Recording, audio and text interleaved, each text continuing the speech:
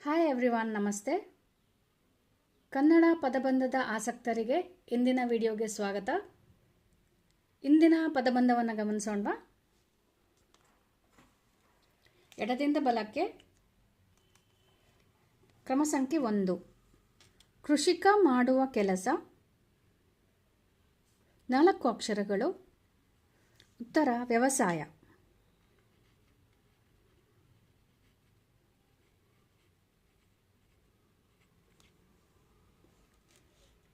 ಈಗ ಮೂರನೆಯ ಕ್ರಮ ಸಂಖ್ಯೆಯನ್ನು ನೋಡೋಣ.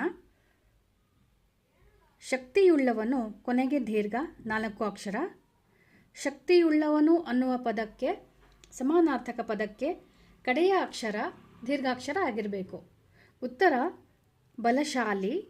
ದೀರ್ಘಾಕ್ಷರ ಲಾಸ್ಟ್ ಅಕ್ಷರ ಲಿಯನ್ನು ದೀರ್ಘಾಕ್ಷರ ಮಾಡಬೇಕು.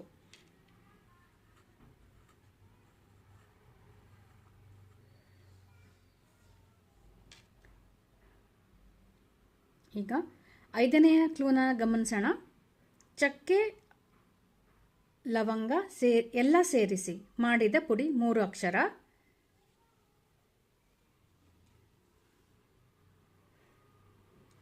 ಈ ಉತ್ತರ ಬರೆಯೋದಕ್ಕಿಂತ ಮುಂಚೆ ಮೇಲಿನಿಂದ ಕೆಳಕ್ಕೆ ಕ್ರಮ ಸಂಖ್ಯೆ 2 ಹಾಗೂ 3 ನಾವು ಬರೆದರೆ 5ನೇ ಕ್ರಮ ಸಂಖ್ಯೆ ಎಡದಿಂದ ಬಲಕ್ಕೆ ಅದನ್ನು ನಾವು ಸುಲಭವಾಗಿ ಊಹಿಸಬಹುದು. ಸೊ 2ನೇ ಕ್ರಮ ಸಂಖ್ಯೆ ನೋಡೋಣ. ಜವ ಅಥವಾ ಅಂತಕ 2 ಅಕ್ಷರ. ಜವ ಅಥವಾ ಅಂತಕದ ಸಮಾನಾರ್ಥಕ ಪದ 2 ಅಕ್ಷರದ್ದು, ಯಕಾರದಿಂದ ಶುರು ಆಗುವಂಥದ್ದು. ಉತ್ತರ ಯಮ. ಹಾಗೆ 3ನೇದು ನೋಡೋಣ. ಮೇಲಿನಿಂದ ಕೆಳಗೆ ಜಾಲವನ್ನು ಸರಳವಾಗಿ ಹೇಳೋಣ 2 ಅಕ್ಷರ. ಜಾಲ ಅನ್ನುವ ಪದದ ಸಮಾನಾರ್ಥಕ ಪದ ಬಕಾರದಿಂದ ಶುರುವಾಗುವಂಥದ್ದು. ಉತ್ತರ ಬಲೆ. ಸೊ ಇವಾಗ ಮಧ್ಯದ ಅಕ್ಷರ ಮಾತ್ರ ನಾವು ಊಹಿಸಬೇಕಾಗತ್ತೆ. 5ನೇ ಕ್ಲೂದು ಚಕ್ಕೆ ಲವಂಗ ಎಲ್ಲ ಸೇರಿಸಿ ಮಾಡಿದ ಪುಡಿ. ಉತ್ತರ ಮಸಾಲೆ. ಈಗ 7ನೇ ಕ್ರಮ ಸಂಖ್ಯೆಯನ್ನು ನೋಡೋಣ. ಒಂದು ಸ್ತ್ರೀನಾಮ 3 ಅಕ್ಷರ. ಈ ಕ್ಲೂನಲ್ಲಿ ಒಂದು ಸ್ತ್ರೀನಾಮ 3 ಅಕ್ಷರ ಅಂತ ಕೊಟ್ಟಿದೆ. ಸ್ತ್ರೀನಾಮ ಅದು 3 ಅಕ್ಷರದ್ದು ಎಷ್ಟೊಂದು ಇದೆ. ಆದರೆ ಈ ಪದಬಂಧಕ್ಕೆ ಸೂಕ್ತವಾಗುವಂಥದ್ದು ಯಾವ್ದು ನೋಡಬೇಕು ಅಂದರೆ ಅದರ ಪಕ್ಕದಲ್ಲಿರುವ ಕ್ಲೂವನ್ನು ನಾವು ಗಮನಿಸಬೇಕಾಗತ್ತೆ. ಸೊ ಕ್ಲೂ 1ರ ಮೇಲಿನಿಂದ ಕೆಳಗೆ ಅದರದ್ದು ಉತ್ತರ ನೋಡಿದ್ರೆ ನಮಗೆ 7ನೆಯ ಕ್ಲೂನ ಉತ್ತರ ನಾವು ಊಹಿಸೋಕ್ಕೆ ಸಾಧ್ಯ ಆಗತ್ತೆ. ಒಬ್ಬನಿಗೆ ಸಂಬಂಧಿಸಿದ್ದು ಎಂಬರ್ಥದಲ್ಲಿ ಬಳಸುವ ಪದ 4 ಅಕ್ಷರ. ಒಬ್ಬನಿಗೆ ಸಂಬಂಧಿಸಿದ್ದು. ಉತ್ತರ ವ್ಯಕ್ತಿಗತ. ಈಗ 7ನೇ ಕ್ಲೂನ ಸ್ತ್ರೀನಾಮದ ಮೊದಲನೇ ಅಕ್ಷರ ನಮಗೆ ಸಿಕ್ತು. ತ ಇಂದ ಶುರುವಾಗುವಂತಹ ಒಂದು ಸ್ತ್ರೀಯ ಹೆಸರು ಏನಿದೆ ಅಂದರೆ ತನುಜ.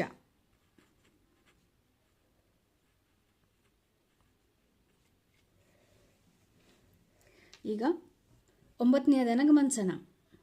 ಮಾದ್ರಿಯ ಓರ್ವ ಪುತ್ರ 3 ಅಕ್ಷರ.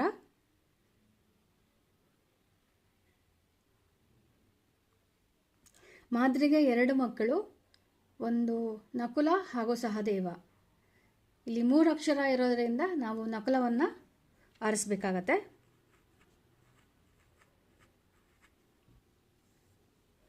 ಈಗ 10ನೇದನ್ನು ನೋಡೋಣ.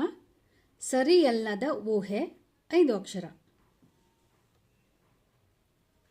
ಊಹೆ ಅನ್ನೋ ಪದದ ಸಮಾನಾರ್ಥಕ ಪದ ಕಲ್ಪನೆ. ಸರಿಯಲ್ಲದ್ದು ಅಂದರೆ ತಪ್ಪು. ಸೊ ಉತ್ತರ ತಪ್ಪು ಕಲ್ಪನೆ.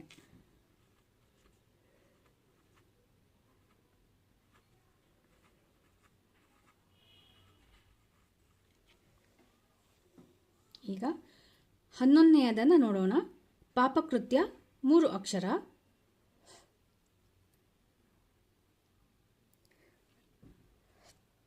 ಪಾಪಕೃತ್ಯ ಅನ್ನುವ ಪರ್ಯಾಯ ಪದಕ್ಕೆ ಉತ್ತರ ಪಾತಕ.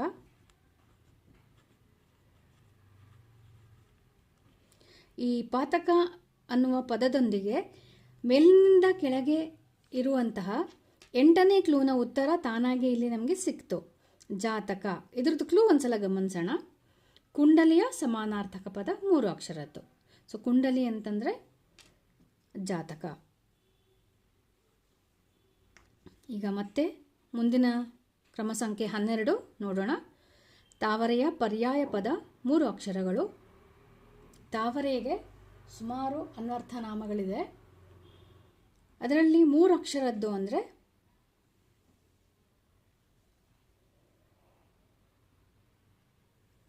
ಒಂಬತ್ತನೆಯ ಕ್ಲೂನ ಮೇಲಿಂದ ಕೆಳಗೆ ಇರುವಂತಹ 9ನೇ ಕ್ಲೂನ ಉತ್ತರ ಸಿಕ್ಕಿದ್ರೆ ನಮಗೆ 12ನೆಯ ಉತ್ತರ ಊಹಿಸುವುದಕ್ಕೆ ಸುಲಭವಾಗುತ್ತೆ. 9ನೇ ಕ್ಲೂನನ್ನು ಗಮನಿಸೋಣ.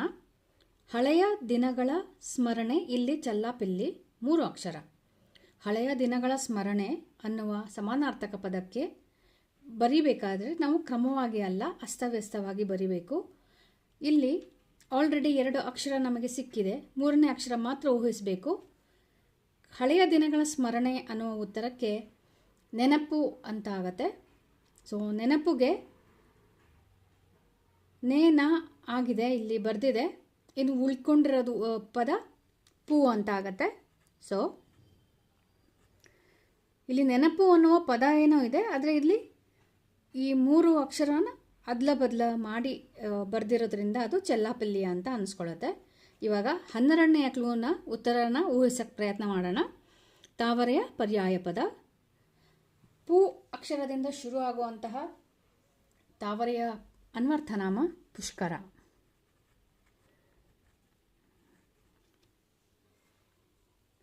ಹದಿನಾಲ್ಕನೆಯ ಕ್ಲೂನನ್ನು ಗಮನಿಸೋಣ. 3 ಅಕ್ಷರದ ತಾಳ್ಮೆ, 3 ಅಕ್ಷರ. ತಾಳ್ಮೆಗೆ ಅನ್ವರ್ಥನಾಮ ಅಥವಾ ಸಮಾನಾರ್ಥಕ ಪದ ಸಹನೆ.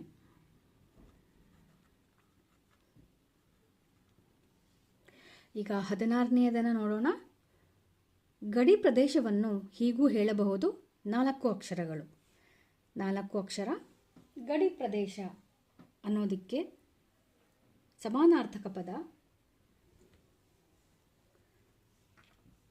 ಸರಹದ್ದು.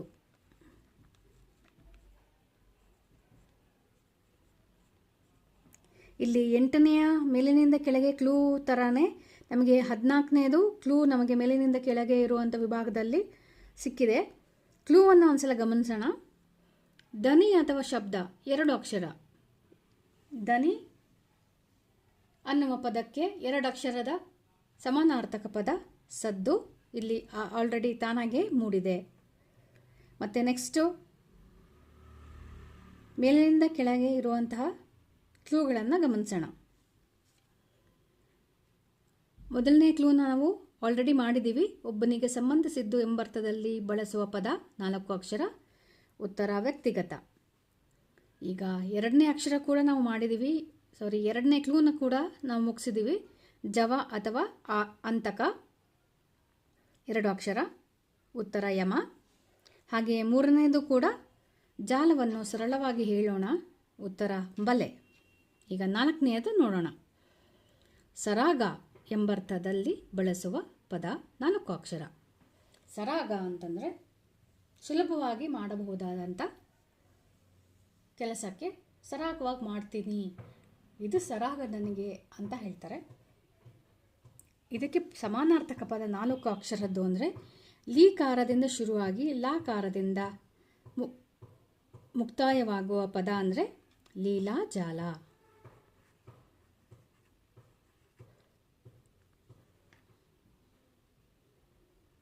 ಈಗ ಮುಂದಿನ ಕ್ಲೂನನ್ನು ಗಮನಿಸೋಣ.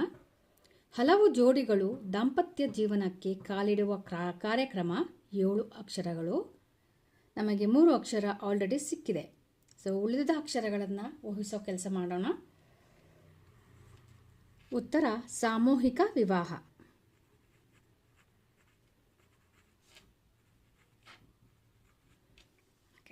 ಮತ್ತು 8ನೇದು ಕೂಡ ನಾವು ಆಲ್ರೆಡಿ ಮಾಡಿದ್ದೀವಿ.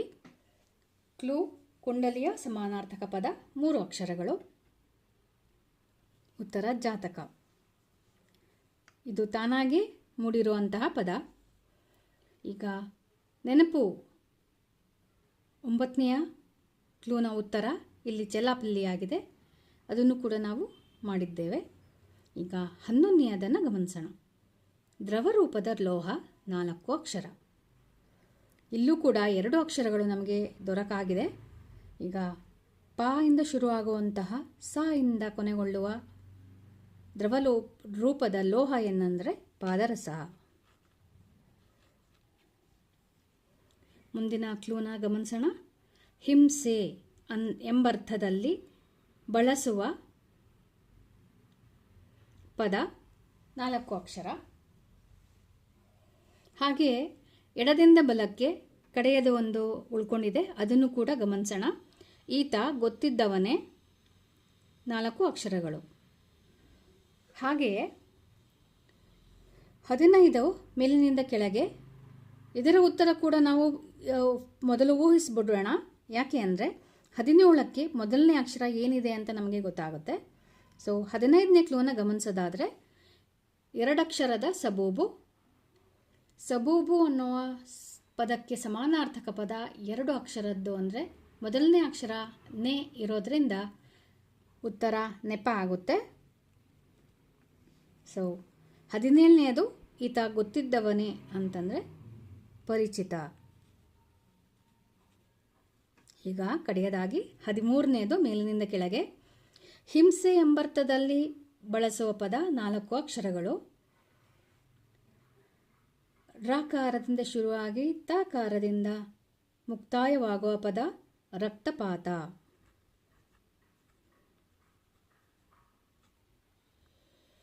ಇದರೊಂದಿಗೆ ಇವತ್ತಿನ ಪದಬಂಧ ಮುಕ್ತಾಯವಾಯಿತು. ಇವತ್ತಿನ ಪದಬಂಧದಲ್ಲಿ ನೀವು ಯಾವ ಹೊಸ ಪದಗಳನ್ನು ಕಲ್ತ್ರಿ ಅಂತ ನಂಗೆ ತಿಳಿಸ್ತೀರಾ? ಮುಂದಿನ ವಿಡಿಯೋದೊಂದಿಗೆ ಮತ್ತೆ ನಿಮ್ಮನ್ನ ಭೇಟಿ ಆಗ್ತೀನಿ. ಅಲ್ಲಿವರೆಗೆ ಟೇಕ್ ಕೇರ್. ನಮಸ್ತೆ.